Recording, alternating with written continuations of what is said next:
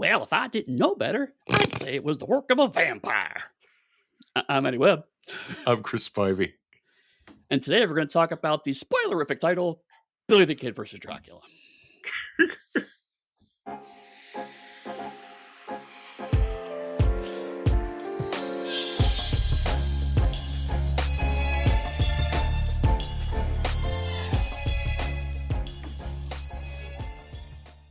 Hello, welcome to Genreless, where we end our run of good Western movies and watch this instead. So, Eddie, that's a lot up front. Are you saying that you did not enjoy the epic, gripping drama that is Billy the Kid versus Dracula? Now, I did not say that because I did actually enjoy this film. I mean, picked my hand really early. I actually really enjoyed it, but not for the reasons that I have enjoyed the previous movies we've talked about. I enjoyed this for very different reasons that have nothing to do with the film itself. I think you see why I had to go and switch this to really represent genres. Because what I could have done is went with, I think it was like Curse of the Undead in 1959. That is a better movie than this. But Right. we're trying to move along in the Western timeline and not stay in a decade for too long.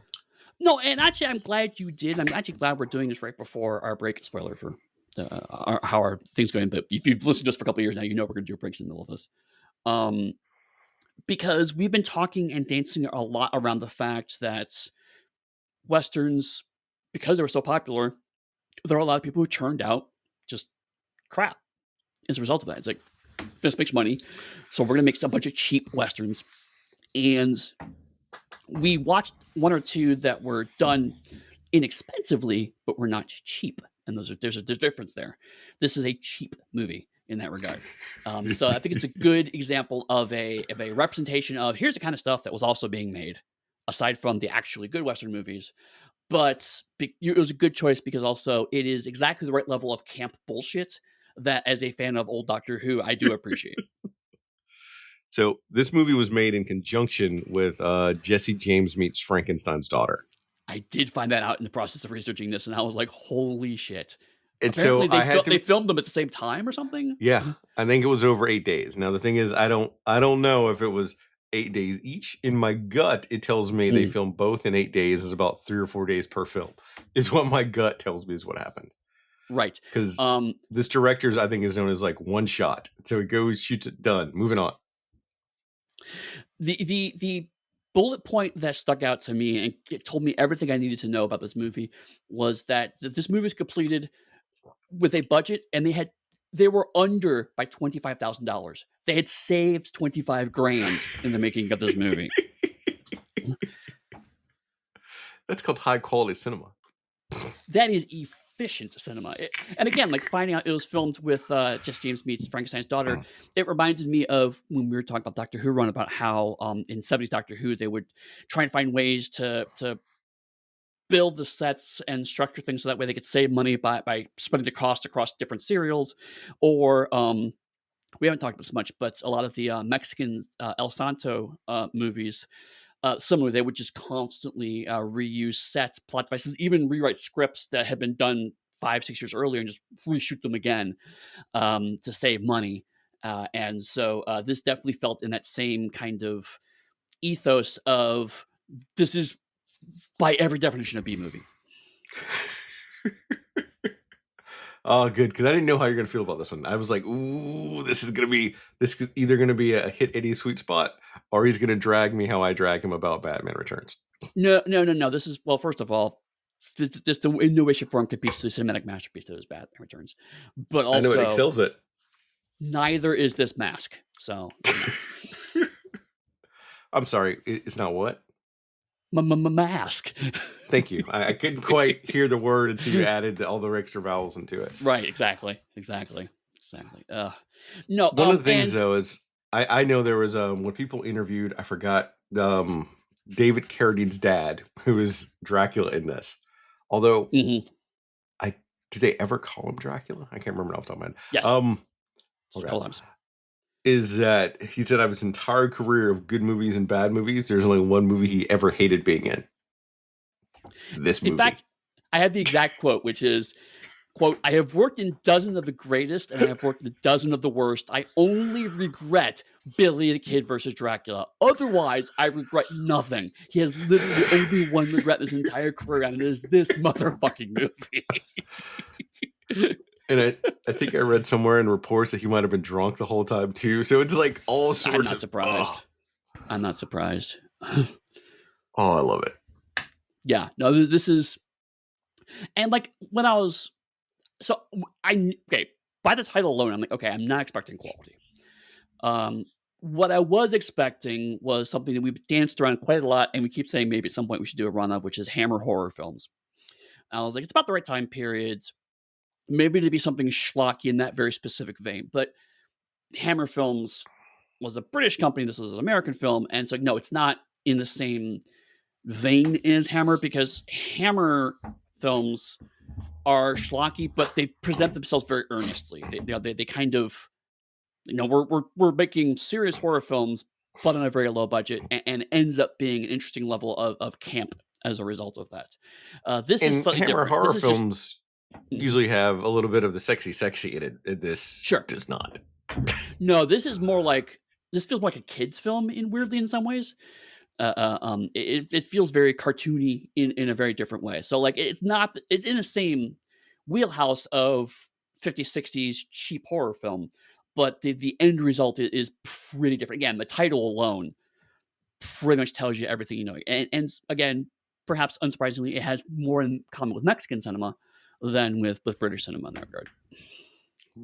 Like how so? That is that I don't know a lot about Mexican cinema. So Well, to be fair, my Mexican cinema is perhaps unsurprisingly mostly done through luchador films, but a lot of them are some form of El Santo versus the vampire, El Santo versus the werewolf, okay. El Santo versus Dracula's daughter. I mean, so like that whole character versus monster, it was a big long thing. And slight digression, um, luchador films also just because they did bleed into other genres. There were luchador spy films, there were luchador science fiction films, there are luchador mysteries, but the most common ones are luchador monster hunters. So wait. You just said there are luchador spy films. Right now, Yes, in my mind's eye, I'm envisioning uh, James Bond in a luchador mask trying to be cool and suave at a dinner party. I don't. That that doesn't that quite that is compute. exactly correct. He drives around in cool cars. Um, he pretends to be a completely different Mexican wrestler, and that is how he infiltrates groups.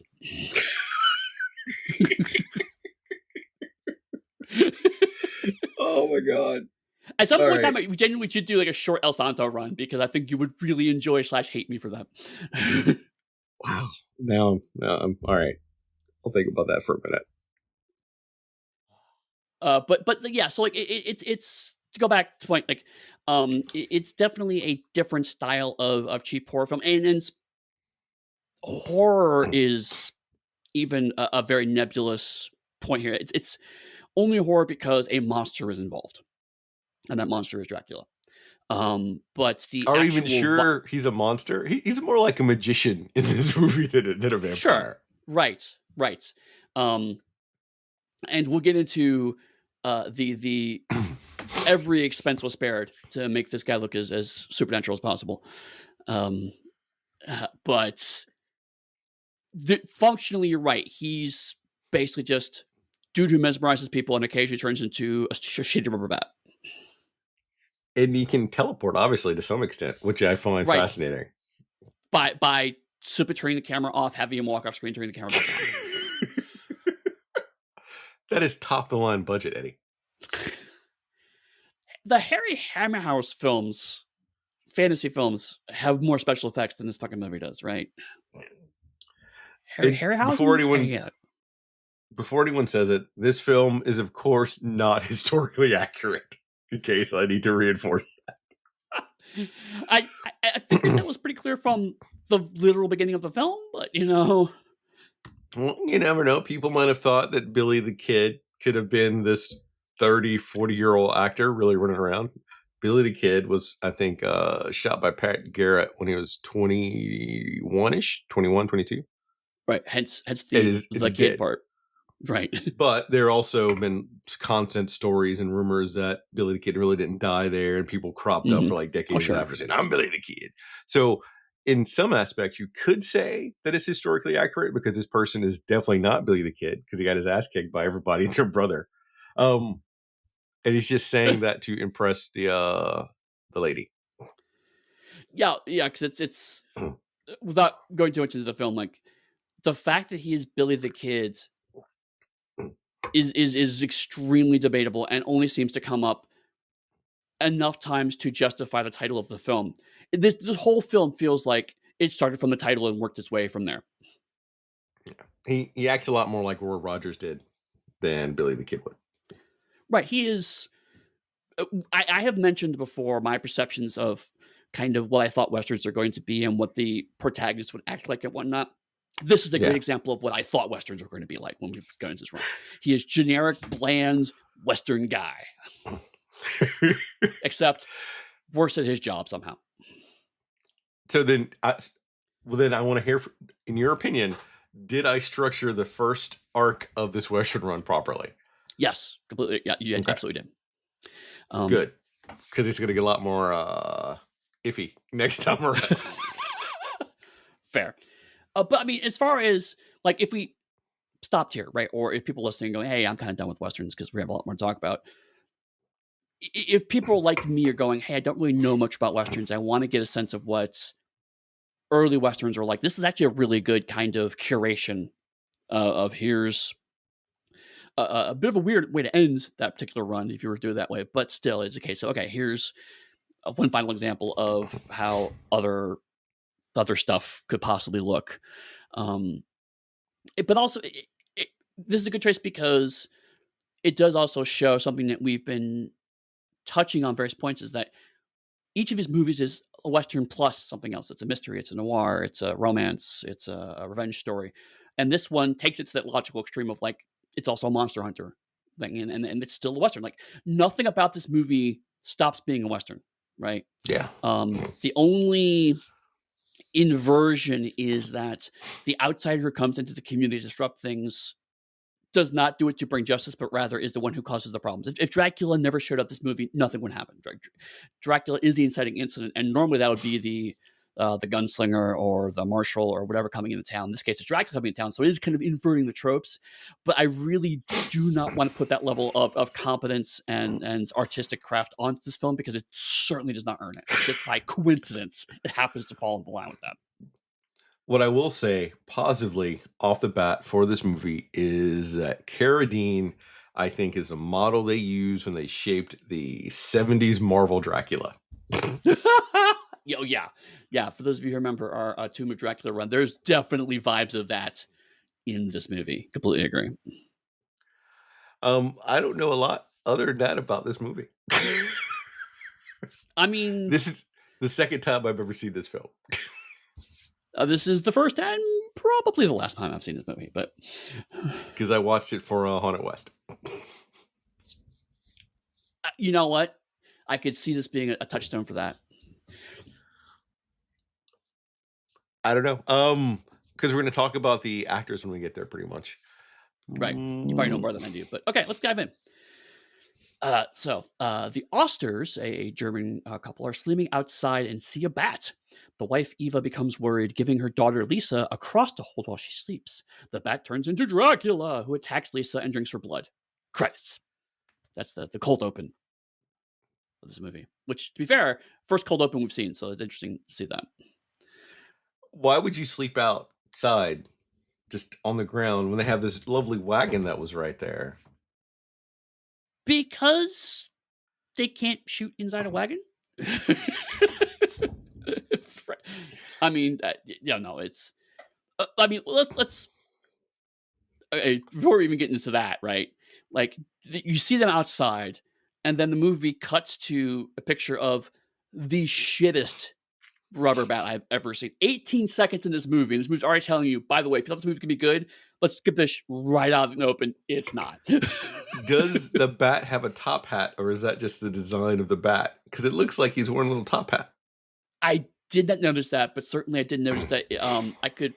And this isn't a case of like oh, it's been upscaled, so we see more than we would normally in the theaters. No, like even in the relatively shitty resolution I was watching it in, you can still see it's very clearly just rubber wings and like some kind of foam black body. So I think it was just made badly, frankly. I think there's a Blu-ray release of this movie. Why would you do that? Nah, I take it I'm back. fairly I know why you would certain. do that. I know why you would do that. Capitalism. Well, right, but also I could certainly see if I were more inclined towards westerns when I was younger, I probably would actually probably have a secret um, guilty pleasure love of this movie. I'm not quite there.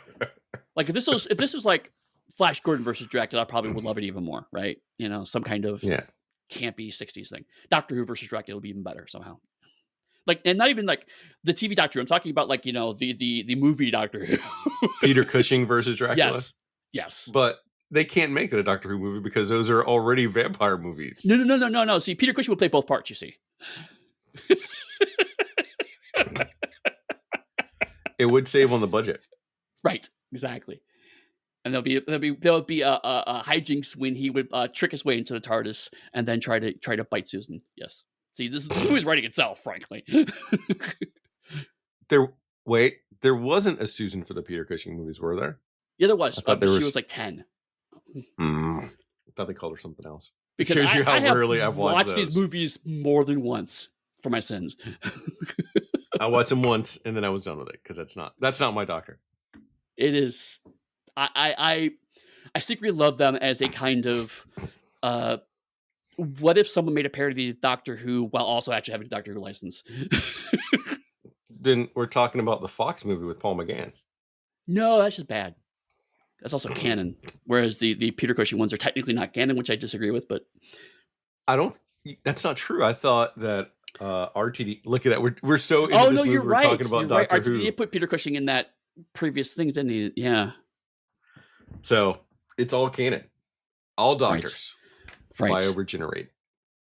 Fucking generation. So yeah, this German couple is sleeping outside and she gets bit. I like how you try to hard shift now from our Doctor Who. I'm trying to. So we're talking about Doctor Who and not this.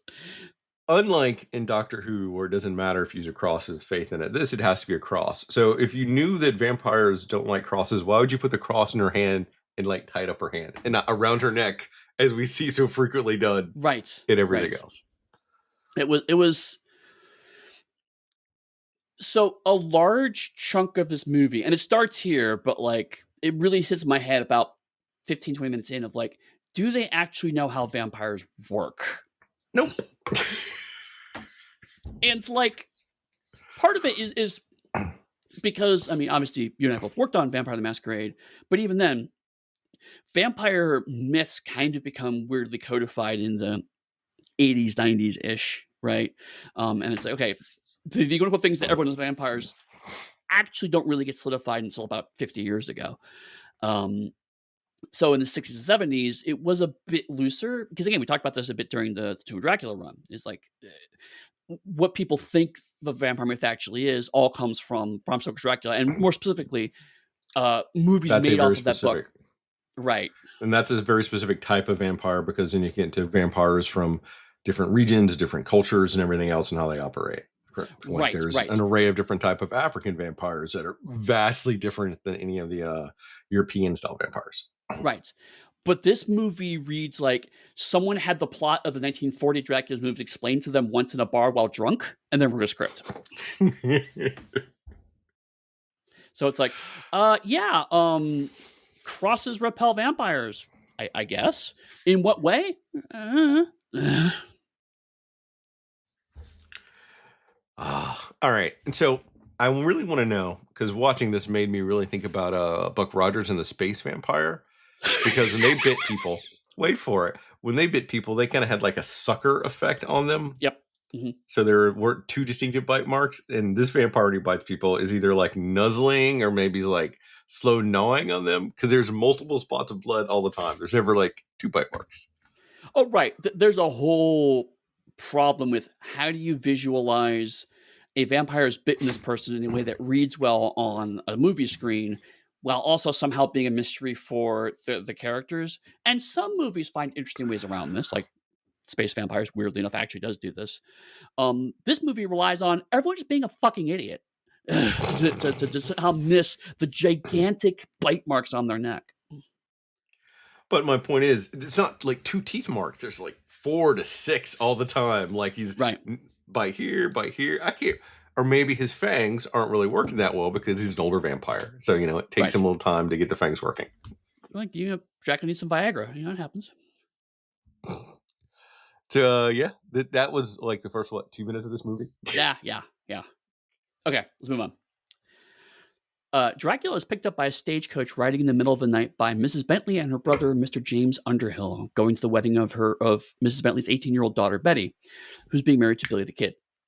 Dracula becomes smitten with a photo of the woman and plans to convert her into his vampire bride. He mesmerizes and kills Native American woman, tricking the rest of the tribe to go after the stagecoach. After everyone on the stagecoach is killed, Dracula impersonates Betty's deceased uncle, calling himself Mr. Underhill. 2 other ranch hands, one of them Dan Thorpe, Betty's ex-boyfriend, are suspicious of both Mr. Underhill and Billy. The Osters hear about the attack on the stagecoach, and Lisa, the woman attacked by Dracula in the cold open, says that Betty's uncle is a vampire. Dracula offers them his room before sneaking into it later that night to try and to successfully kill Lisa. So, this opening presents a coherence of plot that is not actually here, because a lot of the names, for example, these characters, I didn't learn until the second half of the movie. I had to go back into this document and add them in.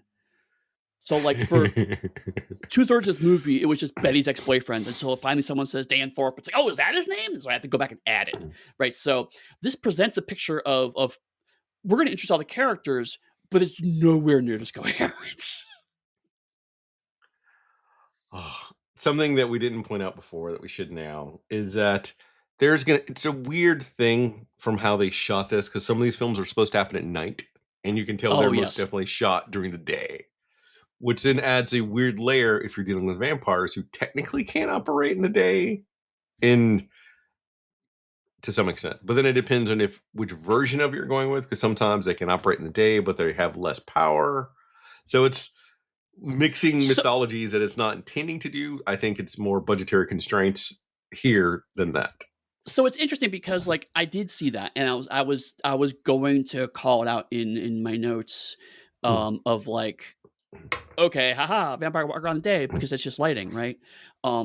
Later on in the movie, it's actually unclear because at one point in time, Mr. Underhill, I should clarify, makes a comment about seeing someone that afternoon, right? And it's very clearly, they're in the saloon, which is open, and it's full of people. And later on, another scene points out that saloon closes at night, so he had to have been there during the day. But then in a much later scene, he says he can't go out during the day. So it's just bad writing. They don't know what they're doing here.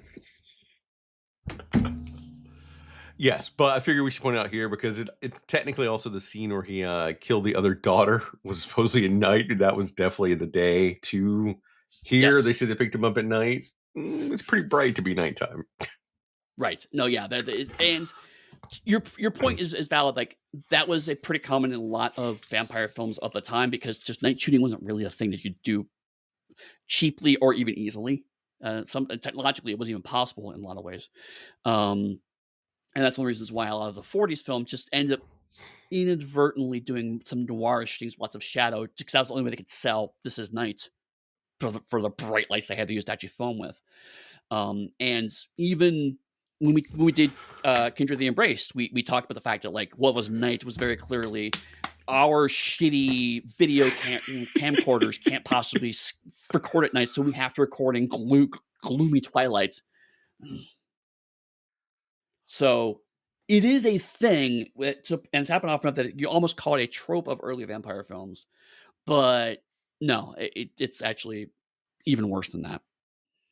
And I'm not going to lie, I love the general premise of this movie of Dracula hanging out in the Old West, Dracula riding around in stagecoaches, because you can envision the egotistical version of Dracula that we are used to seeing would love the Old West. Yeah. Like, hands down. and it makes perfect sense. No, like at this point in the movie, I was like, "Oh, this actually could go places," right? It's the as soon as he got in a stagecoach and saw the pictures, okay, he's going to murder all these people and he's going to take their identity. It's like, okay, I kind of see where this story's going. Is that there's this woman he's fallen in love with. She's going to marry Billy the Kid, although no one knows that he's Billy the Kid, even though everyone knows he's Billy the Kid. But whatever. And so he's gonna like, I just want this woman, and I'll knock over her husband. Secretly, he's the best gunslinger in the West, and so that's where interesting things like it's not gonna be complicated or nuanced, but it's gonna be mildly interesting. And the movie does do its best to really undercut that expectation as much as possible throughout the whole film. And it's like, It here's the does thing you probably want. We're not gonna do any of that. it does actively dodge all attempts to make it super interesting and could riff Right. on the premise. Okay. This woman, Miss Bentley, since you have her name up there, what the actual fuck? Here's a picture of my daughter. Oh, we also live by an abandoned silver mine that is completely open. Have you seen my beautiful daughter? We've got so much money, we don't know what to do with it. We have cows and everything else. You should definitely come visit a strange person that gives everyone the ick that we picked up on the side of the road in the middle of the night. That even the shotgun guy's talking about how weird you are. Please look at my daughter. Right. I do have to say, like, at first I was like, this is horribly convenient until we had that little bit of the stagecoach riders who were just like, what the actual hell is going on here? And to me, it then kind of recontextualized it as rich people. Am I right? You know, okay, so that's actually fair. It's like these are rich idiots who are like, of course, no one means us harm because we're rich, and therefore our privilege literally gives us an aura of invulnerability. And then to see Dracula eyeball that picture, Oh like, Jesus, so bad.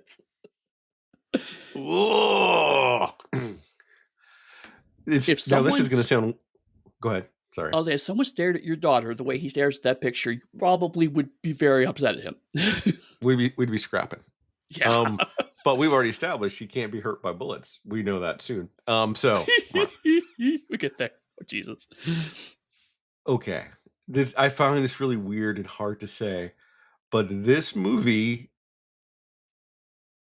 plot wise handled the indigenous people they encounter in this scene well. I have to admit, that Because surprised me. Yeah.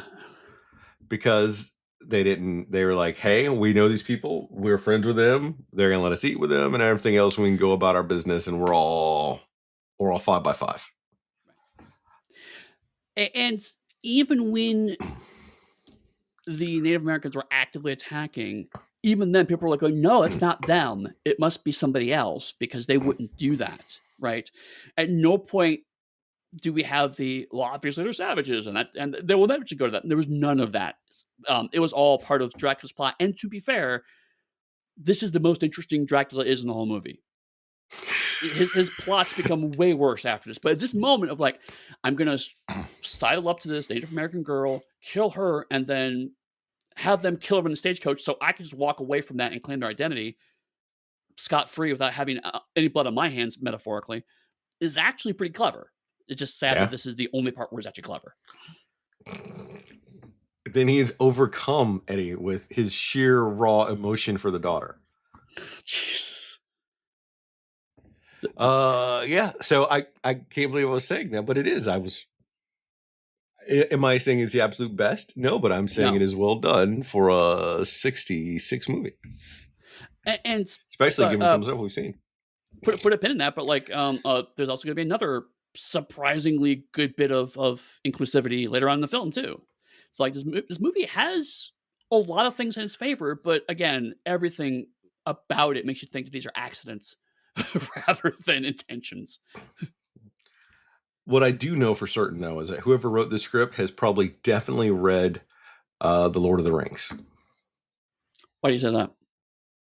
Because Dracula calls himself Mr. Underhill. It's the same name that Frodo Oh, used to get to the inn to right, sort of trick right. everybody. And Yeah, it is just as believable for him as it was for Frodo.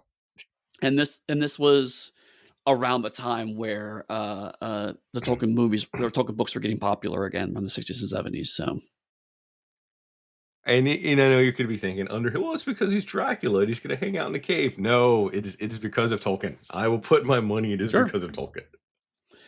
Speaking of weird homages, um, I don't think it's true, but I also wonder because Mr. Underhill, the not Dracula, Mr. Underhill, was also a whiskey salesman.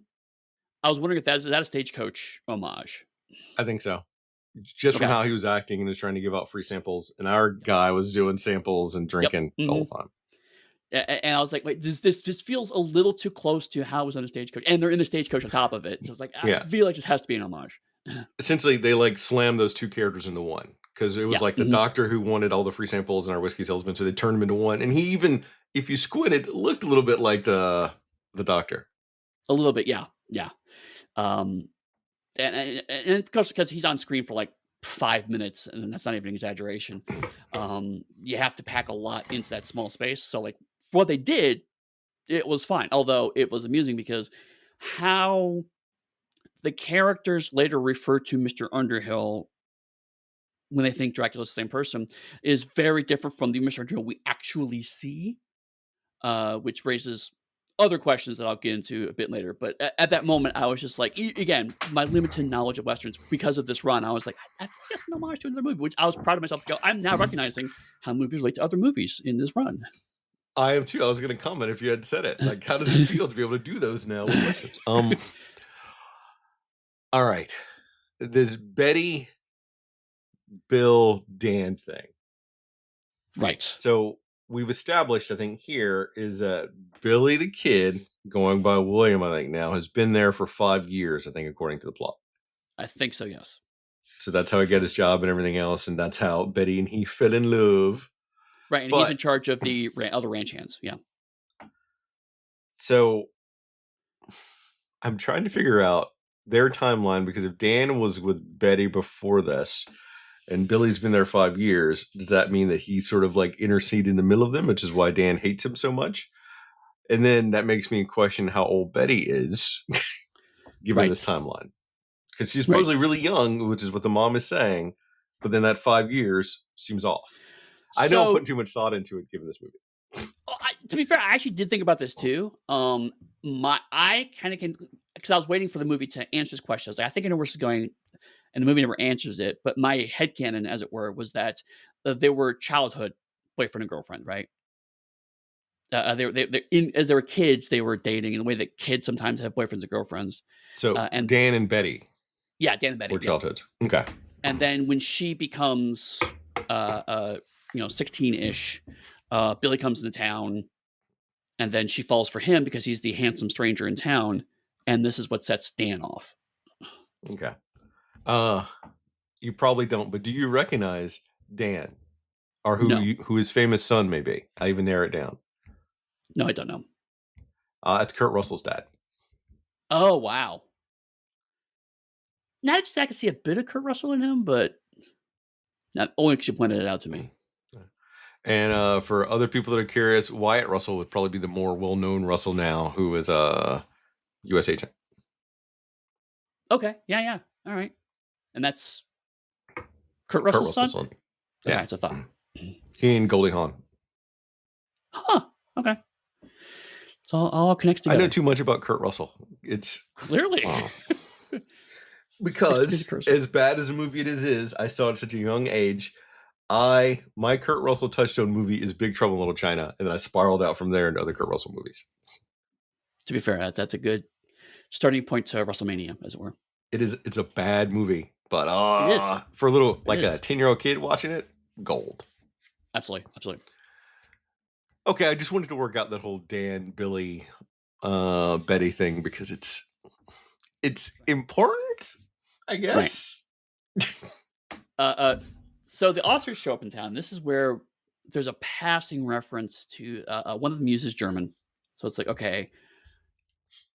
In my notes, I have German immigrants. They actually be from another German-speaking part of the world.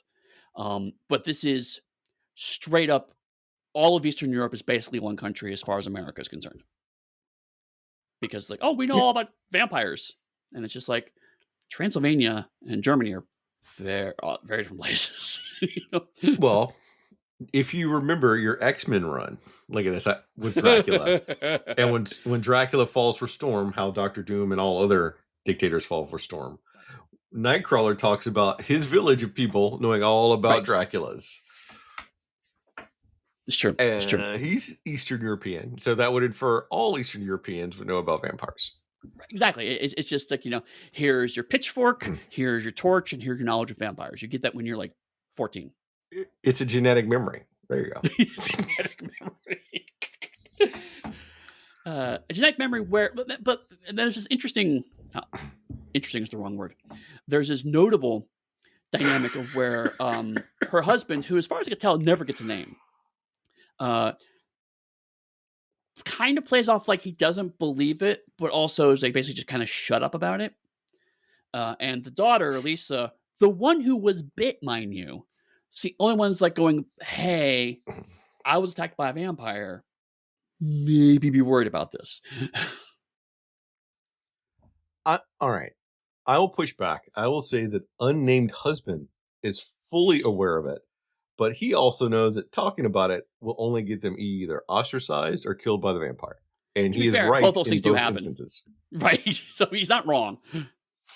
So he's a weak-willed but knowledgeable character that wants his family to be very quiet so they can just like eke by. Right. So given that, and honestly, I accept your headcanon, but like, even if he didn't believe in it, 2/3 of the family believe this guy is a vampire, and literally not just vampires conceptually. That guy right there that's walking towards me is a vampire. And then he goes, "You can stay in my room." And then we cut to her sleeping in his room. I was like, what? There's mesmerism involved, I guess. But still, it's also like, how? How did this... What? That feels like an important bit to jump over.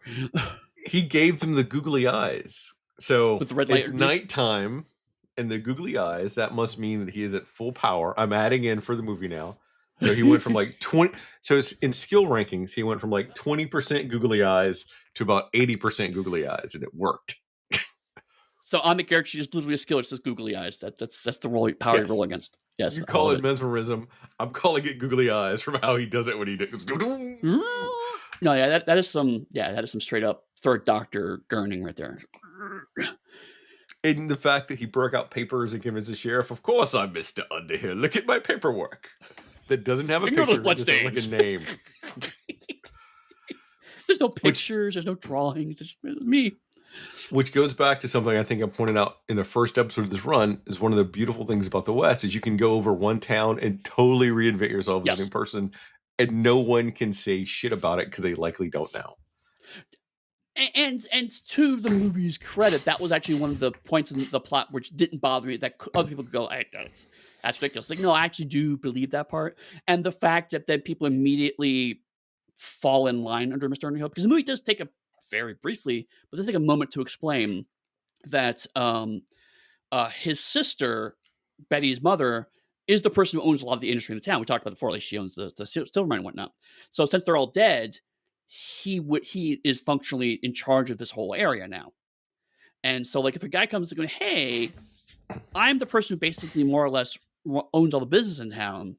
Here's my paperwork," all the people who get money from that industry are not going to piss that guy off. So the fact that the town pretty quickly falls in line under Dracula was actually plausible to me.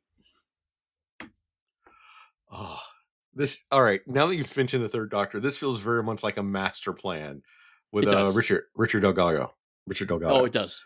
It does. It is. It's because it's bonkers. It's like, okay, I get into a stagecoach after I just ate some possibly German woman, and I don't want to fly because I'm tired. I guess too much bat. Fall in love with this woman. Okay, cool. All right, I need to murder everyone on this stagecoach.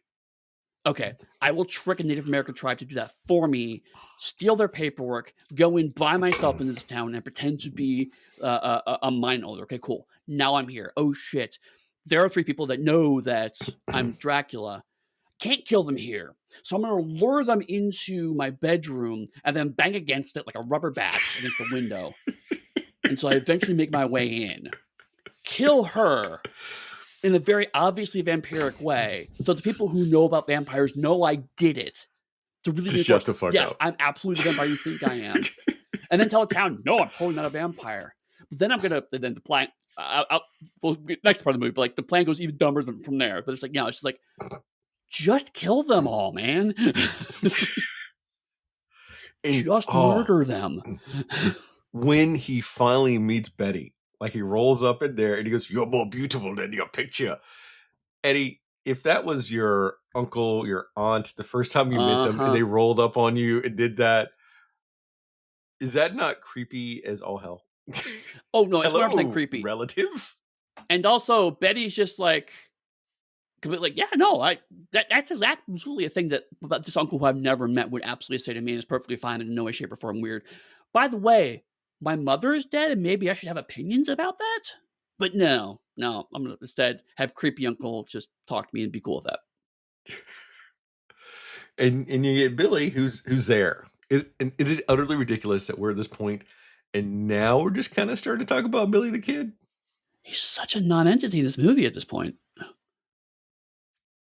Like, there's a it's a throwaway line in my summary, but basically, Dan Thorpe and the other ranch hands suspect both Mr. Underhill and Billy, right? For completely different reasons. Like, there's something suspicious about both of them. It's not clear at this point in the movie. It's clear a bit later that not everyone knows Billy the Kid is Billy the Kid. Betty does. Because when we first see them, he's talking to Betty. And they make this extremely awkward conversation about how he's actually Billy the Kid. Yeah, so the audience knows, or rather, all the 9-year-olds in the audience go, "He's Billy the Kid." Right. It's much, as you know, Betty, I'm Billy the Kid kind of dialogue, right? It's bad. But you've given up your evil ways, Billy, to settle down with a good woman. Right. But then, like, his secret, the name he's chosen to go by to hide the fact he's Billy the Kid is William, which is not at all clear to the audience that that's supposed to be his undercover name. So everyone starts calling his real name. Right, but like everyone's just calling him Billy William or William. Bonnet's his real name. So it's not clear until around this part of the movie where it's like, oh, these people aren't actually supposed to know you're Billy the Kid.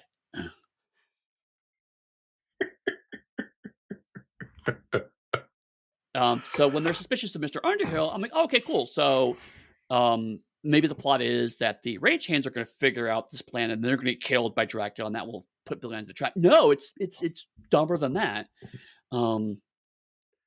But at this point in time, again, there are 5 people in this bar that don't think Mr. Underhill is shady. And Betty's like, Betty knows 3 of them. No, but Betty knows 2 of them. Billy's not yet suspicious. So Betty knows 2 of them and likes 3 of them and goes, but no, this is only my uncle. You're an idiot and probably deserve to die. Billy was suspicious of Uncle Drac because of how he eyeballed Betty. Like, that is where his suspicion comes in. Right, but he was not suspicious that Mr. Underhill was not who he said he was, just that your uncle's fucking creepy. Yeah. Your uncle's trying to get up with you while I'm trying to get up with you. And I've already got Dan trying to get up with you. Right. So he has jealous male syndrome. Right. So, but yeah, other than that, Billy's just kind of like in the background for a weird part of this movie. Yeah, like a lot of it. I'm ready to go out if you want, unless you want to talk about the bat some more, which is obviously the best part of this whole movie. Oh, jeez. No, let's move on. Dracula goes to console Betty on the death of her mother because she finally remembers that she's supposed to be upset about that, and attempts to mesmerize her. The Osters, shocked by the death of their daughter, tell Billy about their suspicions at Underhill, and their concerns confirm Billy's suspicions that he's not quite right with Betty's uncle, besides him wanting to sleep with his niece. Billy rushes back to the ranch, and Dracula accuses Billy of listening to superstitious nonsense. He leaves, and Billy convinces Betty to listen to the Osters' story as Eva, the wife, puts wolfsbane around Betty's window. That night, Dracula tries to attack Betty in bat form, but cannot get past the wolfsbane. When Betty doesn't believe Eva, Betty agrees to hire the Osters, although she rejects Eva's attempts to protect her. The two hands find the corpse that a local drunk claims was attacked by a bat. They give the corpse away, and Billy, who has a job managing the hands, tries to assert his authority before getting into a fistfight with Thorpe, a fight he loses. He then goes to see the doctor, Henrietta, and she reads from an encyclopedia she happens to have lying around to educate Billy about vampires, particularly that vampires don't cast reflections. Dracula knows to console Betty. Look at that. Look how good he is. Like, that's a caring uncle. Thanks, He's Unc. totally not trying to get her alone. And again, this is a part where I think the plot's going somewhere that the movie just doesn't want it, because he mesmerizes her, but it doesn't work for some reason, right? He's like, he tries this where like, you should forget about your mother and whatnot. And she's like, I can't do that. And so like the mesmerism clearly doesn't take. So like, oh, is Betty resistant to mesmerism? Is that the plot here? Spoiler, she completely succumbs to it later for no apparent reason. So it's just bad writing. Maybe he just needs to use it multiple times to like wear down her willpower, Eddie. That's how it works. I just assumed he just botched his dice roll. And she's like, oh, no, I'm sorry, critical fail. Or it could not quite be nighttime yet. It could be like twilight, so it's at 50%. You still fail that roll. I'm sticking with my percentiles for this thing. Fair enough. Fair enough. Oh, so if you were a gunfighter in love with someone and some strangers at a bar told you that there were vampires there, would you believe them? That's another weird part of this movie of like how fast people are to accept vampirism as a concept, right? Because for a chunk of this movie, it's like only generically Eastern European people believe in vampires and Americans don't believe in vampires. And I was like, okay, Americans are also Eastern Europeans because that's how immigration works, but whatever. We'll gloss over that for the moment. And so there's a lot of this superstitious nonsense. Vampires aren't real, blah, blah, blah, blah, blah. And then the doctor's like, oh, no, totally, vampires are real. I have a book about it. Here you go. And it's like, wait, what? But then how Billy reacts to it, right? He doesn't, where it ends up kind of landing after this chunk is not that Billy's against the concept of vampires, but that whether Mr. Underhill specifically is a vampire. He doesn't believe that he is a vampire, but the fact that vampires exist is perfectly fine.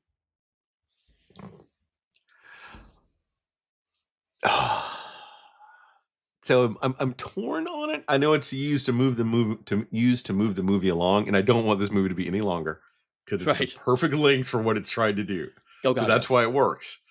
But his super willingness to accept that you're right, he must be a vampire, and I will ride there to protect Betty, seems to be like accepted way too quick given the worlds that he would have known.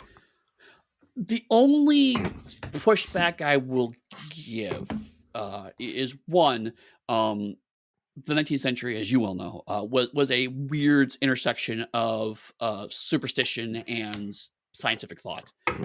Yeah, that's one of the reasons why people like Arthur Conan Doyle could be a medical doctor and believe in science and also believe in fairies, and these were not irreconcilable concepts. Spiritualism was very big in the area. So the fact that people in this time period also believe in supernatural things isn't that much of a stretch for me necessarily, right?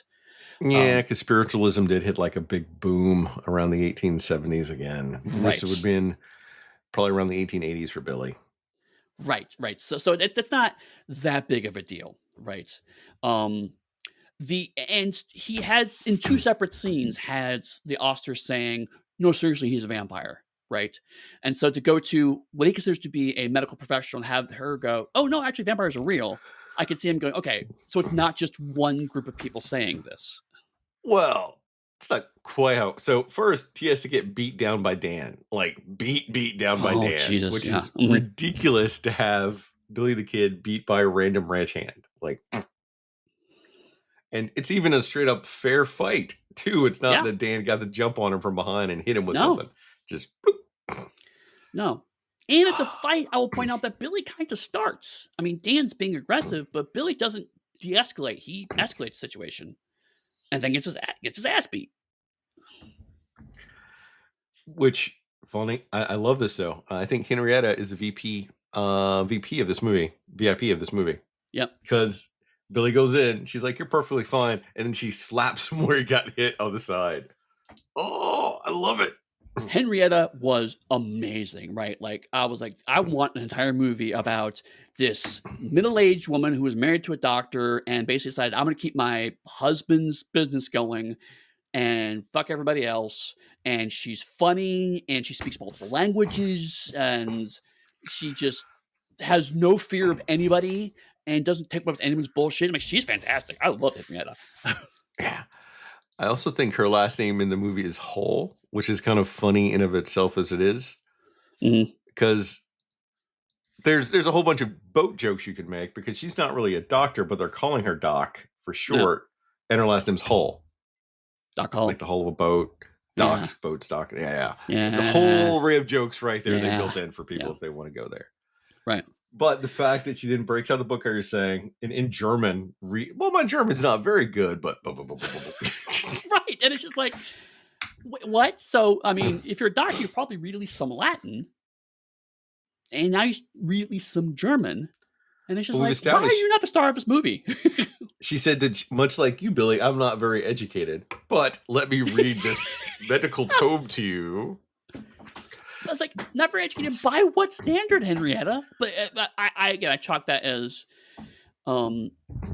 Henrietta making vague attempts to try to be modest because she's supposed to be one and technically supposed to have this job. Um, but then it's super clear that she's like, I don't really care what you think, but I'm going to briefly pretend like I care what you think. It's like the bare She has minimum good amount bedside of, manner. yeah, right. It's the I felt it in retrospect something more along the lines of like a way to feel like Billy and her could connect rather than it's like it's her saying, "Well, I'm just way smarter than you, Billy, so I'm gonna tell you what to do." And then she drinks with him too. Oh, I love it. Oh God, yeah. Best character of the whole movie. But the other thing is that at this point in the movie is when I realized that Eva is actually supposed to be an important character in this movie. Up to this point in time, everything about her was like, you're just mouthpiece of actual vampire knowledge for the movie purposes. But then, no, it turns out that's the doctor. Surprisingly enough, we have a different character to do that. Why Eva couldn't do that, I don't know. But then also, she's genuinely, seriously, multiple times like, Betty, you're a goddamn idiot. Your uncle is a vampire. Please just let me put some plants around your window and shut up. So So I think rubber bat part of could bounce this, off the window some more. though goes to the fact that I'm fairly certain I can say that both of us don't necessarily know all of the actors and actresses that are in a lot of the movies that we're watching and how Right, popular they were. So right. like how we can do now, we can say, oh, you've got like God, I lost all my names right now that I was thinking of off the top of my head. Like you've got Rachel Weisz as like your second bill person. She's obviously going to be important for your movie. Right, right, Versus right. here, Virginia Christie, I don't know who you are. Right.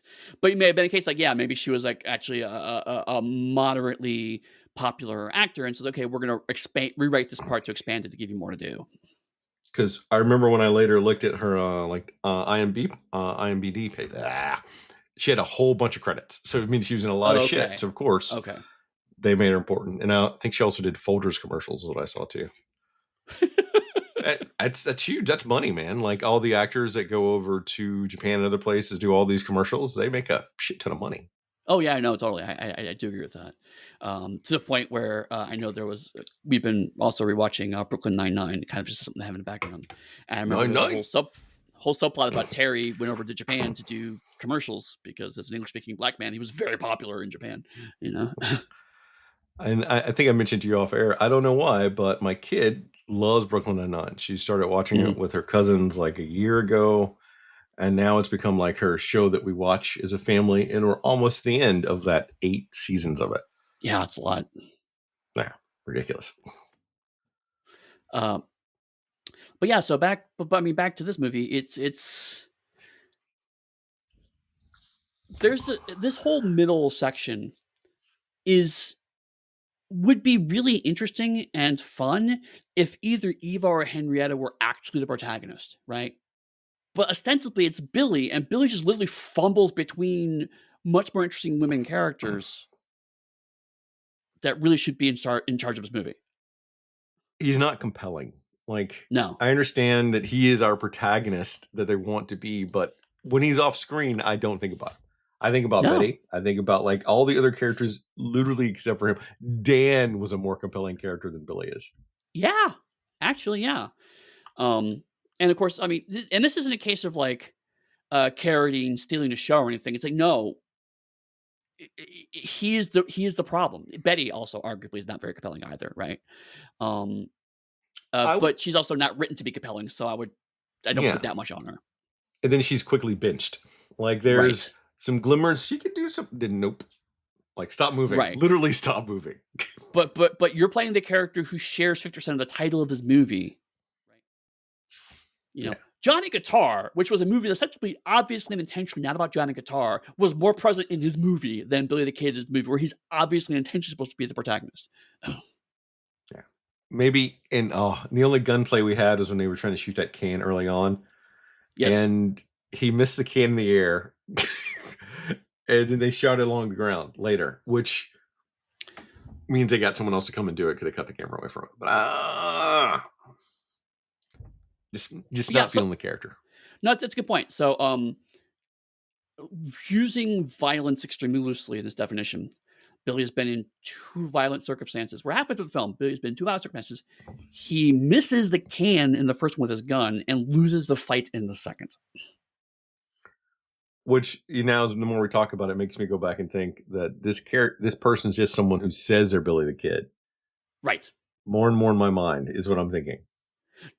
Honestly, by the end of this movie, the fact that this is just some podunk kid who said he was Billy the Kid to impress this girl that he wants to marry, nothing in this movie changes with that interpretation.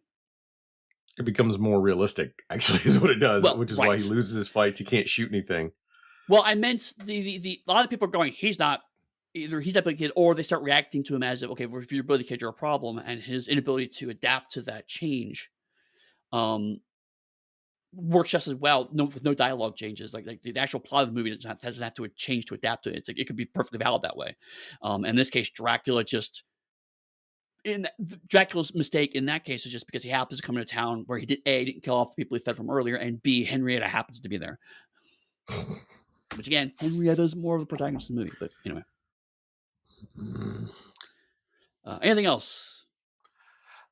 Why would you not leave up the Wolfsbane to make this person happy? Because it costs you nothing. Literally, it costs you nothing to leave it Yes. up there. But he's like, no, we have to take it down. And say, why? Why? And it wasn't even a line of like, the smell has been giving me headaches. Even that would have helped me, right? But she's just be like, I left it up overnight, changed my mind, decided I don't want it now anymore. It's like, you are so obnoxious. And I'm not, and I think this is also the time where Uncle Drac comes in and says, "Someone entered my room. Who entered my room?" With Right. googly eyes and very intense. Yes. Oh, yeah. So also, there's a whole clue plot thing that has all of the earmarks of going somewhere and then doesn't. Because so Dracula tries to kill or tries to bite Betty and can't because of Wolfsbane. Sure, whatever. I'm actually fine with that. And then he goes off, and it looks like he kills somebody else. And we've seen again, Tomb of Dracula. That's a very common thing. I couldn't get the person I want to, so I'm frustrated. So I'm going to murder somebody else for it. Fine, totally fine with that. Then off camera, some drunks find a corpse, and it's like, and then Billy goes, "So where's the corpse?" And I'm thinking, okay, he'll find the corpse. He'll see the bite marks, realizes the vampire, blah blah. No, they gave it away, and that's it. That's the entire subplot. They just give the corpse away, and they're like, "To who? Why? Why is this okay?" No, and Billy's just like, "I'm gonna punch you now." It's like, what? What is going on here? Oh, this movie. So yeah, so at this point, I realized, okay, this movie is just dumb, and I now have to recalibrate my expectations accordingly. Let's see how that goes for me. After verbally abusing Eva, the Count tricks Betty to taking him to an abandoned silver mine. He attempts to mesmerize her, but fails again. I forgot about this part. And as he enters the mine himself, Billy tries once again to privately convince Betty that he's a vampire. Back in town, Billy tries to convince the sheriff that Dracula isn't really Underhill. Thorpe overhears the conversation and tells Dracula. Dracula confronts Billy and tries to fire him, but Billy says that only Betty can fire him. Dracula then tells Betty she can't marry Billy and locks her into a room before forcing Billy out of the ranch. He then forces the Osters to live in the bunkhouse, forbidding them from visiting Betty at night. That night at the saloon, Billy is drinking when Thorpe arrives and tells him to get out of town. It leads to a gunfight, which ends with Billy shoots Thorpe dead. Billy heads back to the doctor's, unsure of what to do. Okay, so starting with the end real quick. The third violent conflict, Billy wins only because Thorpe is standing right in front of him.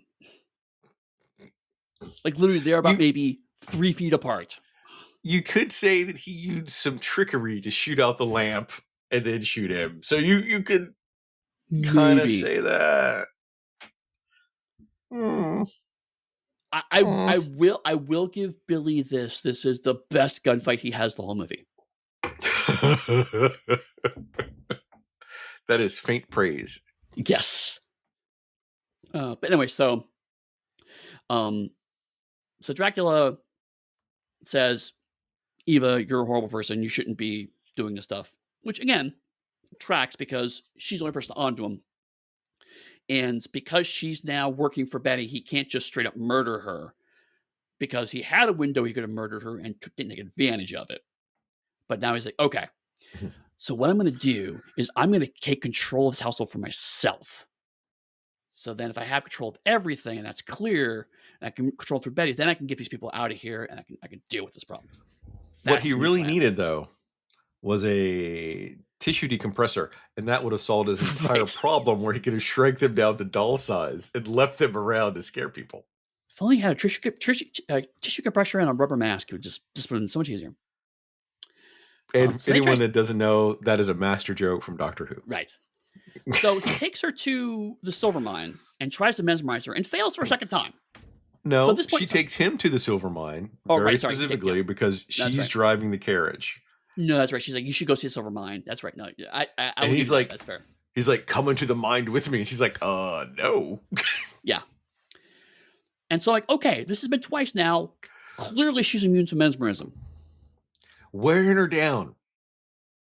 Right. But this is also in the daylight. Once again, I go back. So Drax probably at like a 5th power. Right. And so he's like, I got to go look in the mine. Bye. And then goes into the mine so Billy can come out. It's like, okay, he's a vampire. She's like, you stop with the vampire thing. He's not a vampire. He's clearly not a vampire. Look, he just stared at me in the eyes really intensely and then went into the darkness because he's afraid of sunlight, but he's not a vampire. And she's like, just get a look into a mirror. And she's like, what? And then he just leaves. The one power he seems to consistently have is super hearing, so he can stay up on the plot. He heard them talk from the cave way down here. He heard Eva talk to her in the house, regardless of wherever he is. Super hearing always works. Right. So then Billy's told the sheriff, hey, it's way Underhill. That doesn't go anywhere. But Thorpe overhears that. And so he goes to tell his boss, Underhill, hey, this guy's trying to tell the sheriff you're not who you say you are. Right. And so Dracula's like, great, I'll just fire Billy. So Billy shows up and in a twist worthy of Ace Attorney. He's like, well, no, legally speaking, only Betty could fire me. And she's my fiance, so she won't fire me. So you can't get rid of me. And he's like, fine, I'm just going to lock her in a room. And it's like, how does that legally help your case? Because that's when he gets Thorpe to be his strong arm and get him out of town. Right, but it was just like, so then Dracula's like, okay, well, fuck legality then. I'm just gonna lock her up and then you have to leave the town. That is the most Dracula move you could possibly make. We've seen it, we've read it, we know it. But see, here's where it gets weird for me. Well, it gets weird. This is not where it gets weird for me, but this is what bothers me a little bit is that in this scene, Dracula's like, you're banished from the ranch. You have to leave the ranch. And so Billy goes to the saloon to drink. And then Thorpe shows up, for as far as we can tell from the movie, of his own accord. There is an exchange between Dan and Drac. Oh, you're right. About the greater plan. Because he knows if he's not going to let him come to the ranch, he's still going to show back up. Which, for this movie, the character with the most character growth and arc is Dan. Is that not weird? Yeah, it's weird. Then actually, I take it back. That actually really does help me solve this problem because since Betty's still in earshot, I can see him saying, you're banished from the ranch, and him quietly going, okay, yeah, just take him out. And then Dan going, okay, you need to get out of town or I'm going to shoot you. And then Billy's like, nah, and then shoots him. And the bartender is like, oh, no dead body. That sucks. All right, you better get out of here. And the thing is, for Drac and Dan, Dan's like, "Yep, I know, I understand what your plan is," and you have Drac with semi googly eyes. You think you understand my plan? Like, so Right. inferring he's going to kill Dan too. Right. And but I mean, as much as you say, and correctly, that Dan is the character with most growth, it wasn't until this part of the movie that I knew what Dan's name was. Names aren't important in this movie. We've already Oh established my that. god, they're so not important in this movie. They're archetypes. How's that? Let's say that about it. Well, that's a very nice way of presenting this. I don't know. How can you? This is the part that lets me know that this character is not the real Billy the Kid. Is he shoots him and he says, "I shot him in self-defense, so I'm okay, so I will not get arrested." Right. The real Billy the Kid would know that's not true. Also, real Billy the Kid probably would be freaked out about shooting somebody. Yeah.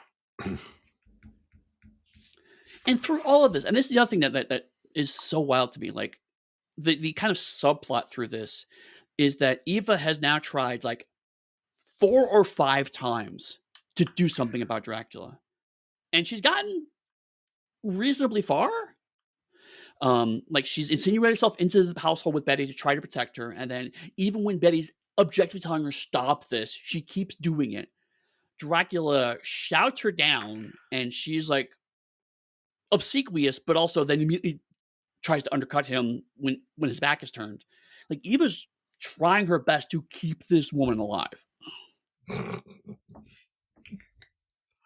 It's like she wants to die. Yeah. Okay. All Ready right. to wrap Let's this up? finish this. Okay. Later that night, despite what the plot tells us, Dracula somehow actually manages to mesmerize Betty finally, and then bites her.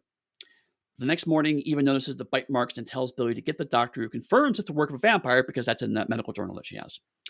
The sheriff arrests Billy for the murder of Thorpe. Dracula takes Betty from the doctor, and after the doctor realizes he's a vampire, he takes Betty to the abandoned silver mine while the doctor breaks Billy out of jail. Billy confronts the Count, but soon finds that bullets are no match for a vampire. The Count subdues the notorious outlaw and sets out to transform Betty into his vampire mate. Just then, the sheriff and doctor arrive. The doctor hands Billy a silver scalpel, telling him he must drive it through the vampire's heart. Billy throws his gun at the vampire and knocks him senseless, making him easy pickings for a staking. With the Count destroyed, Betty is saved, and Billy takes her away, presumably live happily ever, blah, blah, blah, blah, blah. Dracula mesmerized Betty. Look at that. And he got to Right. bite her and everything. This is, I mean, we it's half of a joke when we're talking about how this maps to type of RPG mechanics, but this so feels like it's been 10 minutes, Game Master. Can I roll again? Okay, this time I succeeded. It's wearing her down. And it's at nighttime now. So that's what it is. He's at full Drac power. Right. I commend your attempts to try to salvage the mythology of this movie. Although I will say that watching this really, really had me think about Fright Night and how, God, I forgot his name now. The vampire in Fright Night got obsessed with Charlie's girlfriend, Nancy? Right. Or am I mixing in Friday the 13th with that? Charlie's girlfriend the whole time and got obsessed with her. I feel that's how this Dracula is doing with Betty here. Right. And the idea of, let's call them Stoker style vampires getting obsessed with women to the exclusion of all else makes sense. I mean, if you're playing Dracula as drawn from a novel, that is a weakness of his. That part tracks for me. Like, no, I'm just gonna keep banging my head against this wall until I get it right. That part I'm told about. Again, it's one of the things we actually liked about the Tomb of Dracula run is a sense of this is a character that has some flaws and some obsessions, and that is going to be his weakness. It's like that is one of the few things I will give this movie credit for. It's like I actually didn't mind that. What does bother me is it seems like there's an attempt at the mythology here of like you have to bite them twice because it happens with Lisa. He bites her and then he goes away and comes back and then bites her later and kills her. So it seems like he has to bite Betty, leave her, and then bite her again, possibly to complete the transformation, as it were. Yeah. So I think that's more or less set up. And it looks like he can't do it in the same night, so he has to bite her, and then there's a window that he needs to wait before he can finish the transformation. Because again, that happens with Lisa at the very beginning of the movie. So like this is one of the few parts where the mythology is kind of actually sort of hanging together. So I will give the movie that. It was a nice consistency, but it also, you need that as a plot hook to Right. be able to have it last couple days, which is good because other movies took that too and started running with it going forward. I Mhm. think for them, it became like 3 nights or something, or like 3 bites, Right. and became a consistent thing for a while there for movies. Yeah. So I mean, like, I do appreciate that we're starting to get something close to consistency here. Um, but again, like the doctor, Billy just like, hey, so I saw this, and the doctor's like, yep, that's vampire, and it's like you have a whole nother character who knows about vampires in this movie, who's been telling you it's been a vampire the whole time, right? Not that, and actually, it's Henrietta. I think she's amazing, but it was a weird beat for the movie. But it's not. He doesn't have time to go to Henrietta because he had to take Betty to the doctor before he gets Right. arrested. Right. I agree, though. I think Henrietta and Eva could have potentially been one character, which would have streamlined part of the plot. But that means there would have been someone writing it that cared about it. No, I just completely agree. And then like how Dracula, so Dracula shows up and it's like goes to the doctor's like going, hey, so I'm her uncle, I'm just gonna take her home, and doctor's like, no, I'm good, and he's like, fine, screw you, I'm gonna take her anyway. Completely revealing that he's absolutely is a vampire. She wasn't at all suspicious. I mean, she knew he was a vampire, but like it's like he's just like, yeah, whatever. I had brief resistance to my plans, therefore I'm just gonna throw the whole plan out the window, which is again very master. But we get to see her, someone finally use a fucking mirror to see that he has no reflection. Yes. And that was probably the most expensive special effect in this whole movie. I know, about to say that was actually a halfway decent special effect. It was very clearly. We took a picture of Sing and freeze framed it over top of the thing, so that way. But still, like it was an attempt at craft that this movie thus far has not seemed inclined to do. And we haven't mentioned it during the description of the show Apocalypse, but Dracula has essentially disappeared multiple times throughout this course of this movie. Right. Yes, because literally, I mean, I was joking. I did it jokingly before, but it actually what happens. Like he's standing in the hallway, and then the movie cuts to the exact same hallway with him not standing, and it's there's no flash of lights, there's no drawing, nothing. It's literally just a hard cut to the exact same scene. It's not good. But he lifts her entire body by himself, and obviously he has to then run her all the way back to like the cave. Right. Think about how strong that would make this vampire. Well, like again, like given the budgetary constraints, implying powers through camera trickery is not inherently a problem. It's just that some of them happen in interesting ways, and some of them happen in very obvious ways, which makes me think that them doing it interesting ways, like we're going to collapse time with him carrying her to make it imply that he's very strong, is probably just an accident, and that's something that was actually intended. I agree. Do you want to get to the climax of this film? Because we know Doc's going to break Billy out of jail, but that's like totally irrelevant. So yes, two things. First of all, when Dracula is in the cave and Billy is rushing to get to the cave, Dracula has creepy theremin music, and Billy has very kind of bombastic chase music, and the movie handles this by just hard cutting between the music with no progression whatsoever. Like in the middle of a note, not even like wait to the end of a measure before he cut. No, it's just like halfway, just hard cut. It's like, oh my god, you scored these scenes and realized, oh shit, we need to edit this together, and just didn't bother to make them. Okay, cool. That's to show you how drastic and scary Dracula is, that he could disrupt the flow of Billy's heroic music. It's artistic vision, Eddie Webb. I do have a note. Does that bed come in the cave, or did Dracula bring that bed into the cave? No, that's special. He had that brought in. He had it made custom. mesmerize some people and make the bed in the cave. In this scene, though, I did write this down. Dracula gets so mad at the doctor, he calls her a backwards female pill slinger,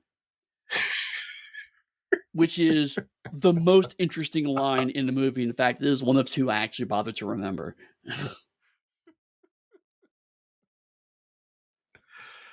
Oh, because I think your quote's a Henrietta quote, isn't it? He says it about Henrietta. No, I Dracula meant says it. I know this one. Oh yeah, the yeah. The very first backwards one was female- Henrietta quote. Yes, that was All right, Henrietta so I speaking. thought. Yeah. Mhm. Just Again, pointing out who the two most impressive characters are in this whole Yeah. film. which is Henrietta and Dracula talking about Henrietta. I guess no one would have went to saw Henrietta versus Dracula. I guess I would have. Absolutely would have gone. God, But think anyway. about it though. Even her name is like a Stan Lee name because it's alliterative, like Henrietta Hull. Yeah. See, Henrietta Hull versus Dracula. Yeah, I can see that. yeah. See, yeah, it rolls off the tongue. So Billy shows up, shoots somebody, doesn't die. Who's told repeatedly by Henrietta, he's a vampire. Guns won't do shit. Yeah, they will. Yeah, exactly. Up to this point, Billy's been like, "You are my bastard vampire lord. Tell me how to find a vampire." And he's like, "Okay." And then she's like, "By the way, the gun, the thing that you're famously good for using, will not work." And he goes, "I disagree with you. I know all about vampires now, and therefore know that bullets will work. Bullets work on everybody." And it's like, why aren't you listening to the woman with? Oh, that's right, because institutionalized misogyny. I get it. Nah. The movie missed another great opportunity, though, to do something super cool, which would have been Billy carving like little crosses into his bullets to shoot Dracula. Right. That would have been a super weird West moment. Like, bam! Dracula's what? Right. Or Henrietta going, "Hey, before my husband passed away, he gave me these silver bullets for some reason. You should have them, Billy." Something, right? Yeah. Or better yet, have Henrietta also be a blacksmith on the weekend. I melted down silver to craft you bullets, Billy. I swear to God, up until the credits rolled, I was waiting for the movie to go that Henrietta was married to Van Helsing. I was really waiting for that, right? My husband who came over from Europe, Van Helsing, right? I was waiting, and it just never happened. I was like, oh, that would have been so good. But the movie does the same thing that they did with Superman movies. Superman shows back in the day. Bullets bounce harmlessly off of Superman's chest. But the second they throw that gun, Superman's dodging. Dracula was not fast enough. I literally have my notes. What kind of George Reeves bullshit is this?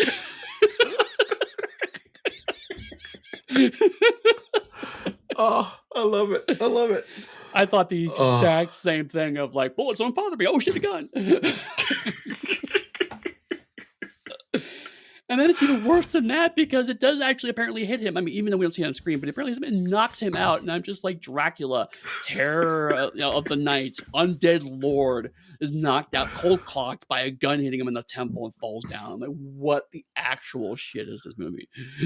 We do get to see Dracula have a win, though, because he, puts Billy in a headlock and puts him to sleep. Which, again, he loses another fight.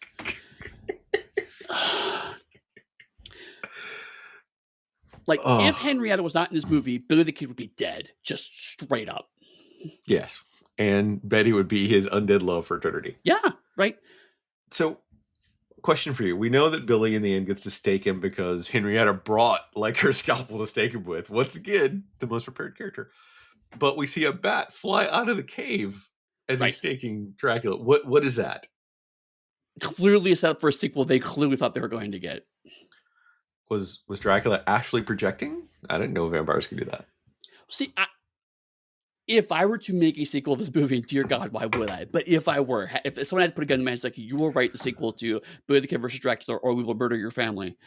I would probably write that the reason why he had to go back to the mine was because that he had already turned Lisa into his vampiric bride, and she was there in bat form waiting for him. So she escaped when he was staked. So it would be Bride of Dracula. Your sequel would be Bride of Dracula versus Billy the Kid. So you inverse the names. Bride of Dracula versus Henrietta Hall. Obviously, that's what I would do. That would be the movie we'd all want, but to sell your tickets. Yeah, Billy the Kid versus Bride of Dracula probably the sequel movie. I would still say Bride of Dracula versus Billy the Kid because then you have an inverse on the title. Fair. but I'm thinking more than movie thought, so I apologize. No, no, God, it's so clear. Like we're clearly at final thoughts. I've obviously knocked his movie down and kicked it in the stomach several times, but That's how Billy fights. man, I wasn't bored. I can't lie. Like, I was laughing at this movie way more than I was laughing with this movie, but I was laughing. This movie did entertain me. Which it's watchable is what we talked about. And Yeah. so I think the reason it works for me so well is, and I gave a lot of shit, but the reason it works for me so well is that it is played straight, except Yeah. for Dracula. Right. I think A little bit of Henrietta, but yeah, Henrietta has a kind of self-awareness about her that is very clearly, I think, the actor just realizing this is a shit script and trying to have fun with it. But it does come across to Henry going, "Oh goddamn, another vampire case. I tried to retire to Sleepy Little Town, and I have to deal with goddamn vampires again." That very much that vibe about her, which I love. But you're right. It's very clearly Carradine is clearly hates this movie. Very clearly hates the movie, and it's like, I've got to do something to make this remotely entertaining or possible for me to get through this. Although you did now make Henrietta sound like Jessica Fletcher with that. That would be amazing, right? It's like this little old lady, Murder She Wrote vampire hunter would be fantastic. I would like 8 seasons of that. Copyright. So that's our idea if anyone tries to write it. I don't know. I still think Bride Dracula versus Billy the Kid has a leg, not two, but maybe a leg. I think it had a wing. So overall, what is your entire opinion of this movie that I made you watch? So I think it's pretty clear. I don't think it's a good movie. I think that I would hope that is clear through this hour, 20 minutes of discussion. Is it a Western? Is the interesting conversation to have here, right? Because it's clearly set in the Wild West, and with the exception of Dracula, obviously, everything else seems to cleave to let's call it the limitations of Westerns. There's nothing else, science fiction or supernatural, introduced into the movie. Dracula is the only supernatural component of the movie. Let's call them tropes of the Western. Limitation sounds as a negative connotation. The reason why I'm phrasing it that way is because does this cleave to all of the tropes of Westerns? I don't think it does to all of them. I think it does cleave to many of them, right? There's enough to where we both recognized a very clear homage to another Western. The bitter ex-boyfriend is mad at the protagonist boyfriend, and they get into a fight and ultimately gunfight about it. Seems to be that's come up more than one film, right? So there are definitely a lot of strands and threads to it. But actually, I don't know. Like, is this? If you took Dracula out of this movie, well, actually, I can't. If you took it out of the movie, there'd be no plot. So maybe that's not the way to phrase it. Is this movie a Western in spite of Dracula? Is probably the best way to question. I don't actually know. I'm inclined to say yes. But that's why I'm like, I feel like some tropes are not being. Why would it not be? I guess what specifically would make it not a Western? Well, so far, frontier justice has not really been it's been a factor in every other film we've seen, and it's not a factor in this one per se.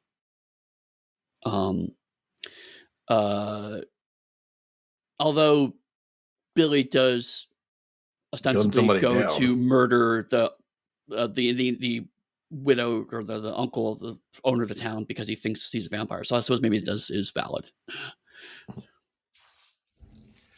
I would say for me it counts as a Western because even if we're just talking about the tropes that we've established previously, they loosely apply here. Maybe that's it. But loosely, yeah. The big thing is also it depends on if we want to put an establishing marker for what would make a Western for us individually, we should probably establish that, and then we could compare that to everything that we watch.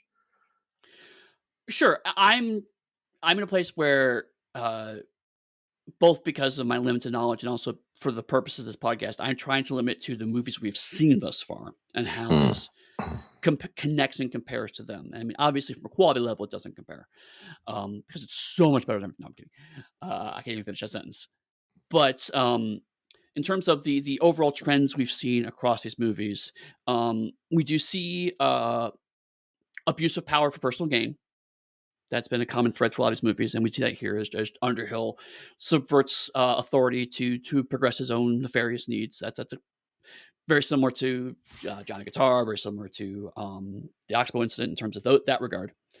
Um, uh, I guess frontier justice, it's mostly kind of sort of there because the sheriff is completely ineffectual at his job. He's unable to handle the very real threats in the town, and yet is quick to misapply his authority and the benefits of power and unjust actions. So I suppose that tracks. Um, the outsider comes to a community to enact justice doesn't work because Billy is very clearly part of the community. The only outsider is the villain. So we didn't always see the outsider came in to enact justice. The Or outsiders is it was a frequently, is a catalyst for justice, I suppose. Mhm. Which But technically he is only technically. because he is also the person that needs to be catalyzed. So I mean that's extremely loose. Because if we're limiting it strictly to like what we've done for these movies and comparing it to those benchmarks, yes, because because if you go and look at the Oxbow incident, technically like Harry Morgan and what's his nose didn't really do justice. They were ineffectual with their votes. They never did anything first. And then they kind of Mm, went along, and then they were very hesitant to do anything, and then they just rode on down to the end. right, and if they hadn't come, then that incident wouldn't have actually happened the way it did. Okay, all right. Then I suppose, because I mean, yeah, I wasn't like it's not. I wasn't sure. I think that you've come around to yeah. This more or less qualifies as a western with heavy emphasis on more or less. Um, but again, like the one thing I'll come away from this, and it's also appropriate. This is a '66 movie, I think. That we're at a point culturally through this run of people are making things that look like westerns, and people who look at that go, I identify that as a western without really thinking it through too hard because it's been such a part of the cultural zeitgeist for decades now that these tropes and signifiers are unspoken. It's like, oh, this is just things you do without thinking through, and we're on the cusp of okay, how do we reinvent that? How do we reimagine it? We've seen some nods towards that in the last couple of movies we saw prior to this, of how do we recontextualize and undercut and deconstruct all of these tropes. This is clearly not doing any of that, but this is rather more much lazier.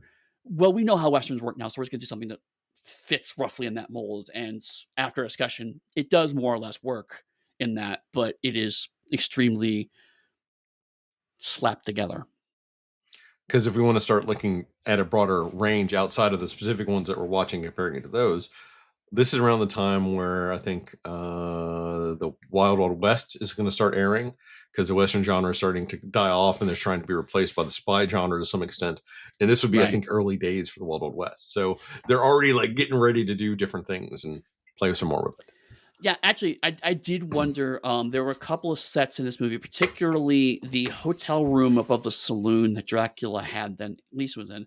I was wondering, is that a set from Wild Wild West? Because it looks very familiar to me, and I just watched some Mm. Wild Wild West episodes a few weeks ago, and so like I wouldn't be surprised if there wasn't some set sharing going on at this point in time. Because also, it's like you said, westerns were less popular, so it may have been a case of like cost cutting. Hey, we can get this set from Wild Wild West for free, and that's save some of our 25 grand that we made. So ridiculous. They had a surplus of money. Uh, Overall, I would say that the movie is watchable, and it could actually be better the more you watch it. Feel like it could be one of those movies, but I don't think I'm ever going to test that theory. Right. Yeah. It's wow. Um, I am glad this movie exists. Let's put it that way. Right. I'm glad we have the experience to watch it and talk about it. I don't think I ever would have watched this with my own volition, but I'm glad to have had watched it. Um, And again, like it's the right level of goofy camp that makes me think fondly of things like um El Santo versus the Space Vampires or whatever. You know, it's in that same rough camp of this. Okay, this is just if this were on TV, like I was watching afternoon on a Saturday, and someone made it just because it was like £5 to air it or whatever, I probably would watch it. You know, Awesome. Hmm, if people want to support you and give you money so I can continue to make you watch these films in something vastly different when we come back to the Western Run, or should I tell them what we're doing next? Would that be but yeah, helpful? see, tell us what we're doing next before I start doing where to find me at. So we're gonna take a break before we come back to the Western Run. There's a 1970s movie that I can't wait for Eddie to watch that I'm super excited for that people don't know yet. But next run is gonna be a 1990s mecha anime mini run. We're gonna do like 4 of those, and we're gonna jump back into westerns. We're gonna kick it off with Mobile Suit Gundam F91, the movie. Okay. Uh, and then yes, if people want to talk to me about Billy the Kid versus Dracula, or you want to give me money for that, best way to give me money would be to buy any of my Pugmire books. You can find those at realmsofpugmire.com because that is my creator-owned work, so I get a chunk of that.